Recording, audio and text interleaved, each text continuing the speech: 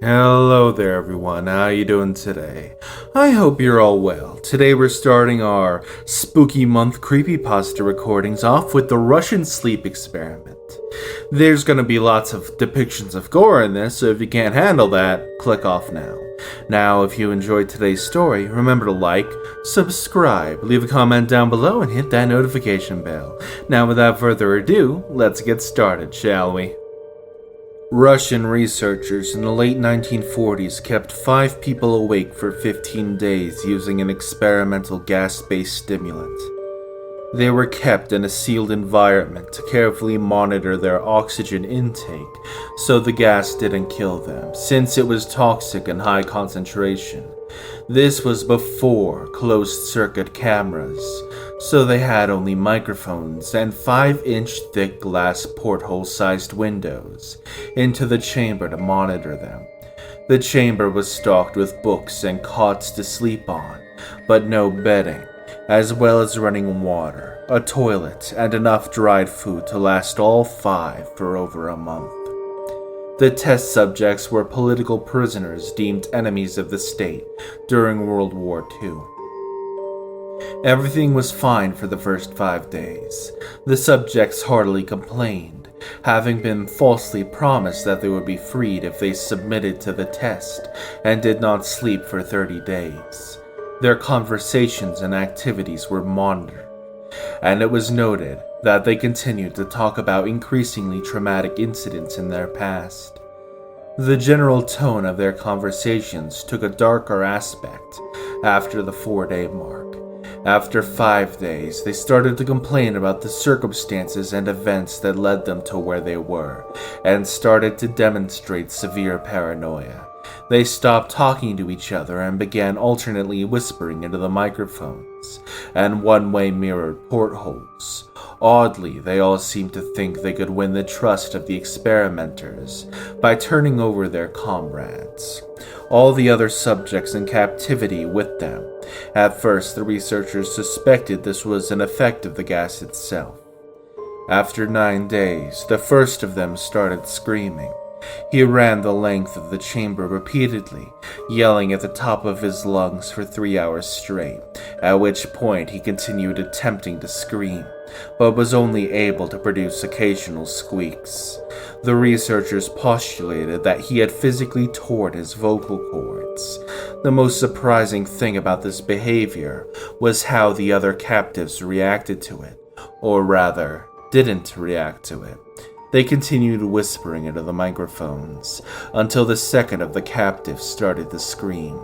The 2 non-screaming captives took the books apart, smeared page after page with their own feces, and pasted them calmly over the glass portholes.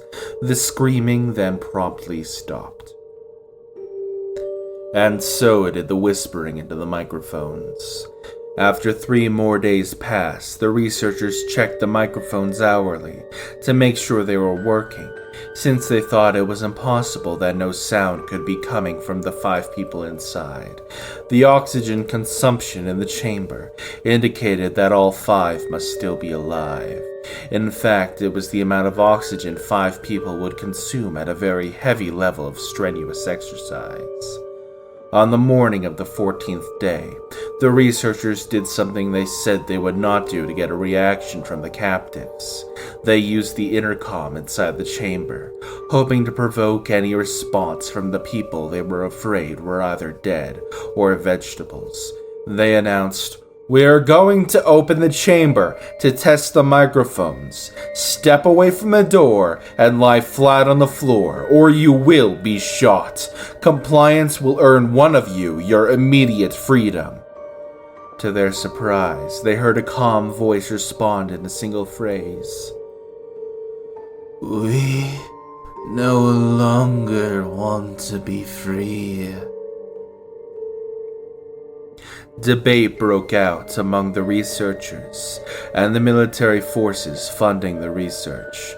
Unable to provoke any more response during the intercom, it was finally decided to open the chamber at midnight on the 15th day. The chamber was flushed of the stimulant gas and filled with fresh air, and immediately voices from the microphone began to object. 3 different voices began begging, as if pleading for the life of loved ones, to turn the gas back on. The chamber was opened, and soldiers were sent in to retrieve the test subjects. They began to scream louder than ever, and so did the soldiers when they saw what was inside. 4 of the 5 subjects were still alive, although no one could rightly call the state that any of them were in alive. The food rations past day 5 had not been so much as touched.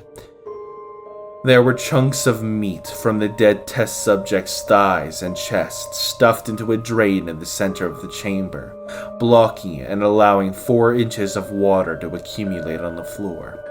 Precisely how much of the water on the floor was blood was yet to be determined.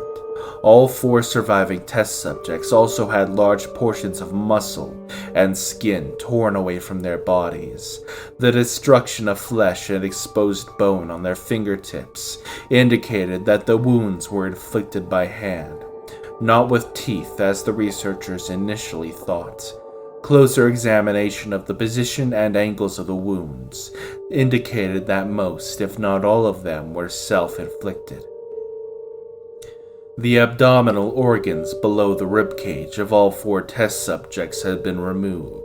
While the heart, lungs, and diaphragm remained in place, the skin and almost all of the muscles attached to the ribs had been ripped off, exposing the lungs through the ribcage. All the blood vessels and organs remained intact, but had been taken out and laid on the floor, fanning out and eviscerated, but still living bodies of the subjects. The digestive tract of all 4 couldn't seem to be working, digesting food. It quickly became apparent that what they were digesting was their own flesh that they had ripped off and eaten over the course of days. Most of the soldiers were Russian special operatives at the facility, but still many refused to return to the chamber to remove the test subjects. The subjects themselves continued to scream to be left in the chamber, and begged and demanded that the gas be turned back on lest they fall back asleep.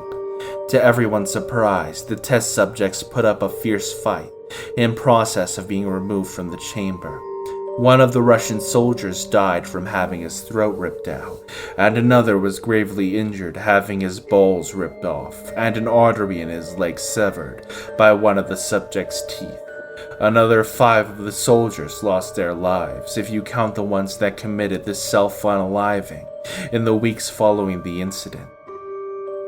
In the struggle, one of the 4 living subjects had his spleen ruptured and bled out almost immediately. The medical researchers attempted to sedate him, but this proved impossible. He was injected with more than 10 times the human dose of a morphine derivative, and still fought like a cornered animal, breaking the ribs and arms of one of the doctors. His heart was seen to beat for a full 2 minutes after he had bled out, to the point there was more air in his vascular system than blood.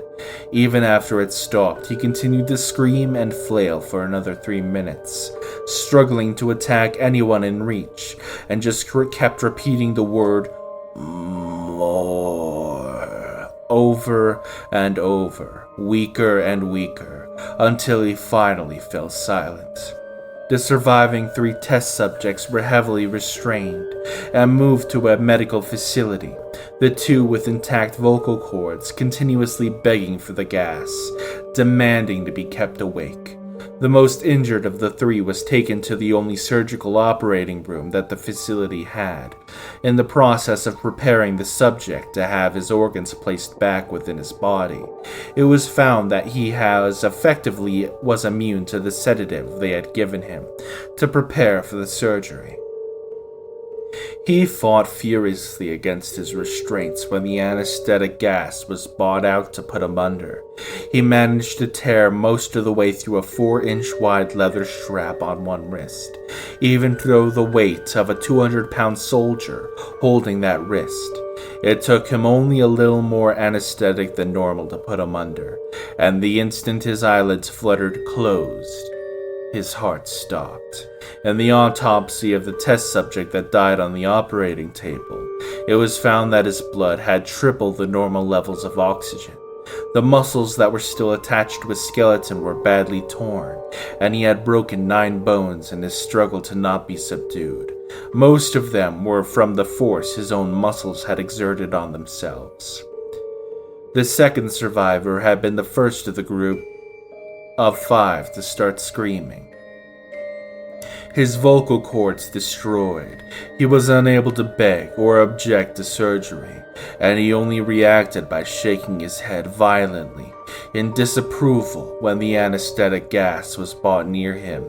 He shook his head yes when someone suggested reluctantly that they should try the surgery without anesthetic, and did not react for the entire 6-hour procedure of replacing his abdominal organs and attempting to cover them with what remained of his skin.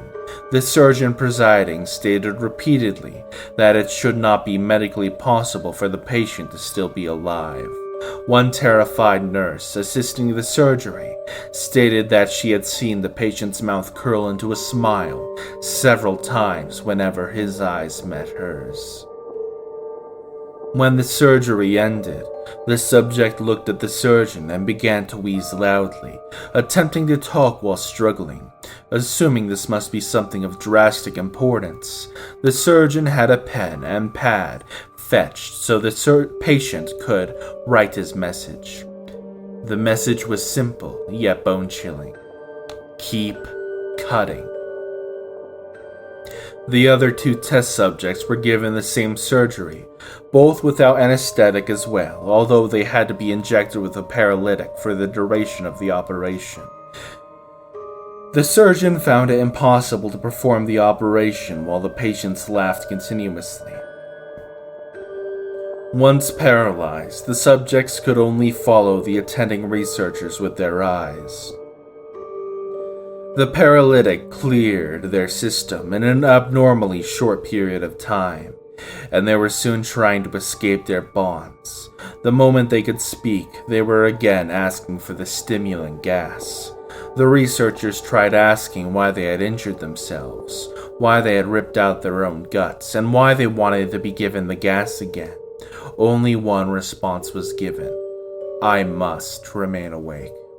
All 3 subjects' restraints were reinforced, and they were placed back in the chamber awaiting determination as to what should be done with them.